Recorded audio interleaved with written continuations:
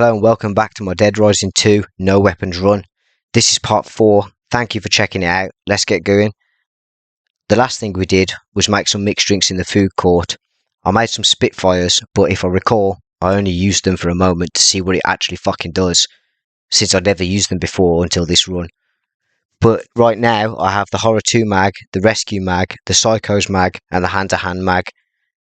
For this run, the Psychos, Rescue, and Hand-to-Hand are all essential, and that Leadership magazine is top notch as well.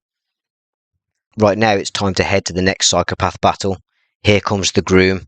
This is one of the more disturbing cutscenes in the game, considering what Randy would have done to that poor woman if we didn't show up.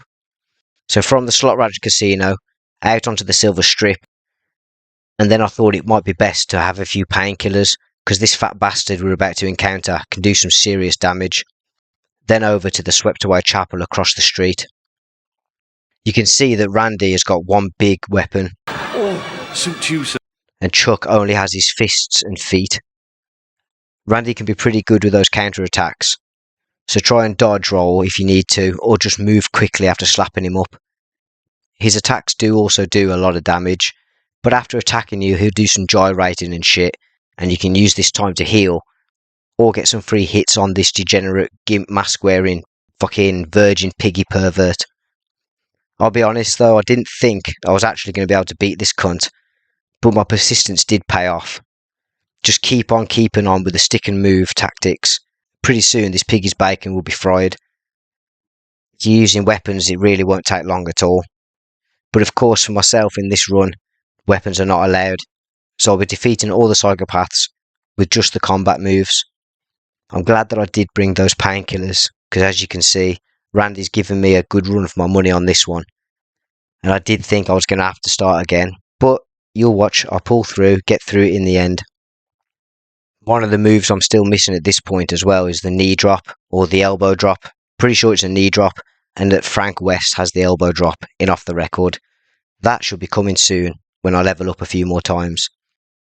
And once I've got that, it will help me with clearing the crowds of zombies.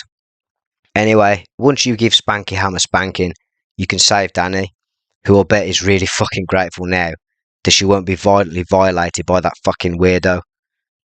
So with her in tow, I ran back to the One Little Duck bingo and grabbed that Leadership magazine before heading back through the Hot Excitorama into the Palisades. After I went up the escalator, I told Danny to wait in Q's Hats to keep her safe. I think that's what the shop's called. The hat shop. You will need a gun for this next part though. If you need one in a pinch, you can look out for these cop zombies, which will have a pistol. Or of course you can hit the gun store. But since I'll be dropping the gun immediately, there's no need for me to fetch anything better than a pistol, just for this next case that's coming up. I ran into Stan's print just looking for the horror magazine that I already had, and then took Danny down in the Atlantica Casino. Take her all the way through here, but be sure to keep a better eye on her than I did. The fucking zombies were chomping and shit, and I had to run back and boot them off. And then out onto Fortune Park to find Janus. Now Janus, he won't join up with you unless you have a gun in your inventory, but since we're packing the strap in the back of our sack, then he'll soon be ready to slide out on the ops. Give them zombies a whack. Well, he might not give them a whack, but he will give them a slight push with his money case, I believe. Little shove. He's not exactly John Jones or fucking Tank Abbott. Anyway, now with these two, just take them into the Royal Flush Plaza. Again, don't leave them behind when you zone in like a fucking prat like I did. To keep them safe, I got them to wait in that little hall that leads down to the underground entrance, which Danny seemed a bit reluctant to go in. That's probably residue suspicion from Randy forcing her into the chapel at it.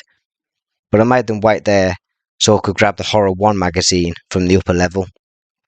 After that was done, it was just time to take these two back to the safe house now.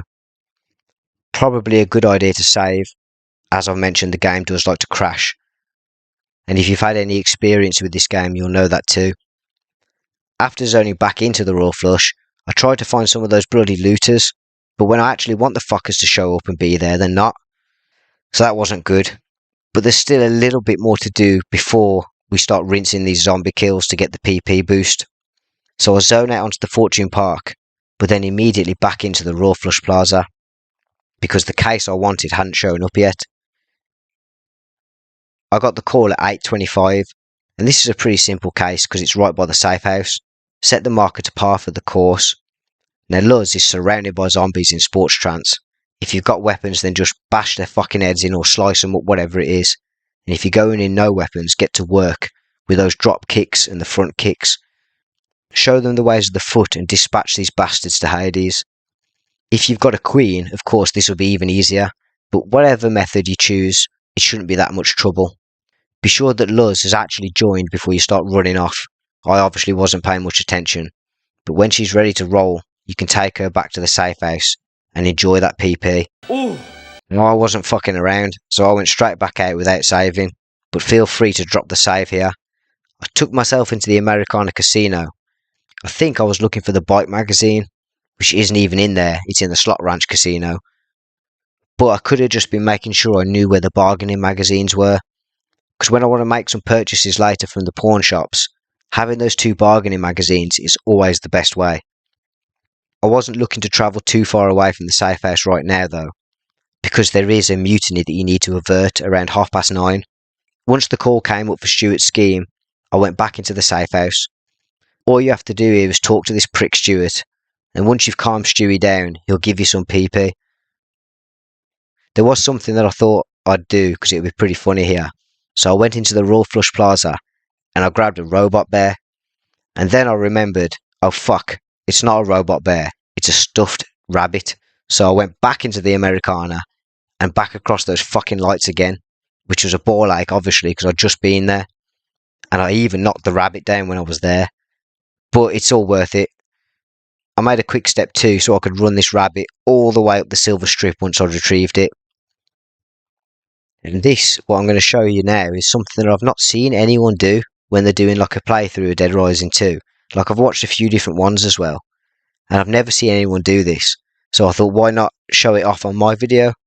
So take the giant stuffed rabbit all the way up the top of the silver strip to where the bike trailer is, and you can combine it with the motorbike, which is pretty fucking cool. I mean, I don't know what this is supposed to be, a fucking rabbit bike or some shit. I don't know. But it's quite funny, and it does give you a PP boost for using it, which the SUV and the standard bike don't.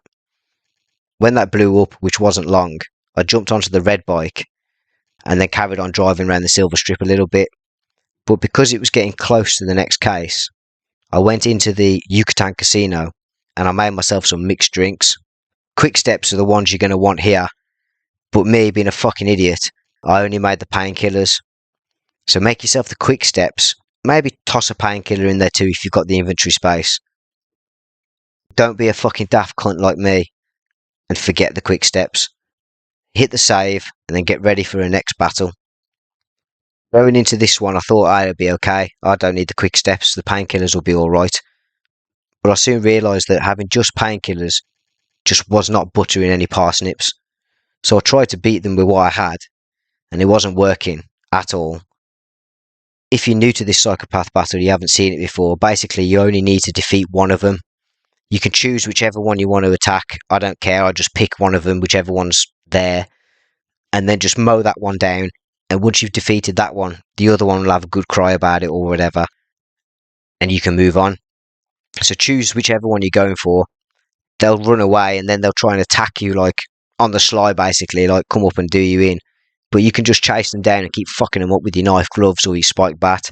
Whereas I'm trying to chase them and hit them with that front kick or a drop kick, and I was finding that I just wasn't landing them all that well.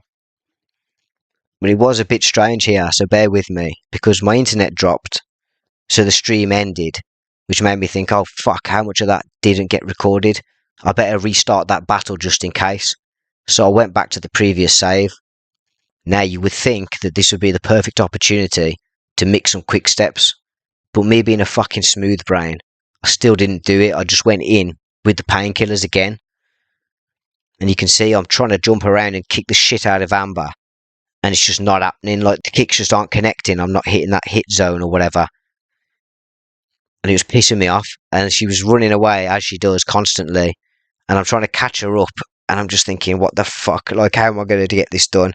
Even tried to like cut her off, you know, like go through the middle so that I could come up on the side of her and shit and kick her in the fucking hip, but it's just not happening. Like, so eventually I do decide to just pause it, and then I'll just go back to the save and mix the quick steps, which is what I should have done in the first place. So don't be like me.